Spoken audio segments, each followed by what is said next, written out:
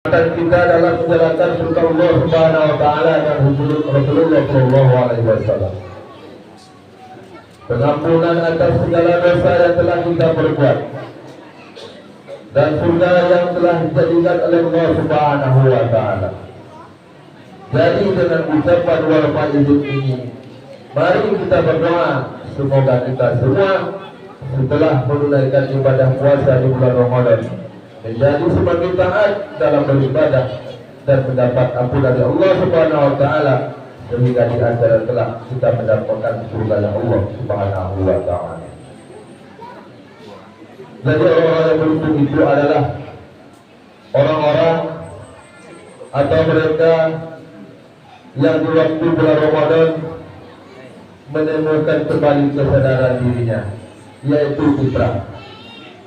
Yang dengan fitrah itu manusia itu atau orang-orang itu cenderung kepada kebenaran, dan juga orang-orang itu atau sebaliknya orang-orang yang merugi adalah orang-orang atau yang mereka tidak mendapatkan apa-apa dari puasanya kecuali lapar dan dahaga.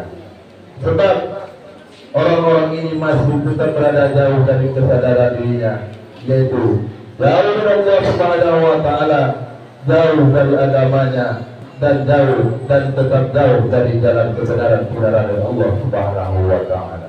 Allahu akbar, Allahu akbar, Allahu akbar. Kaum muslimin, muslimat, jemaah Idul Fitri rahimakumullah.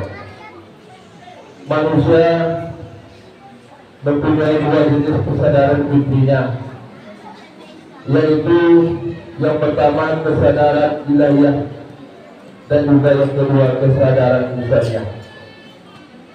Kesadaran ilah ini adalah kesadaran akan diri seseorang itu dalam kaitannya dengan Allah Subhanahu wa taala atau yang maha ada, Allah Subhanahu wa taala. Dengan kesadaran ilahiyah ini manusia itu senantiasa berada dalam kerinduannya untuk semakin dekat kepada Allah Subhanahu wa taala. Adapun kesadaran insaniyah yaitu kesadaran akan diri seorang itu dalam kaitannya dengan seluruh umat manusia. Dengan kesadaran insaniyah ini, semua makhluk atau semua manusia mempunyai rasa kemanusiaan yang sama, yang membentuk kesatuan dengan satu nurani insani bersama, yang membuat manusia itu menunjukkan kedekatan hubungan secara baik dengan sesama manusia. Yang kedua, kesadaran tersebut merupakan potensi dasar manusia yang dibawa sejak manusia hidup di alam roh.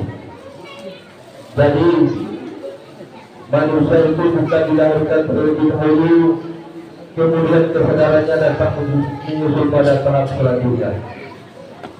Kedua, kesadaran itu bersifat murni yang sudah ada jauh sebelum manusia dilahirkan ke dalam bumi. Allah Subhanahu wa taala berfirman dalam Quran, yaitu surat Al-A'raf ayat ke-172, dan ingatlah ketika Tuhanmu mengeluarkan keturunan anak-anak Adam dari sumber mereka, dan Allah mengambil kesaksian terhadap jiwa mereka, maka Allah Subhanahu wa taala berfirman, alasna bi rabbikum, kata Allah, bukankah aku ini Tuhanmu? Bala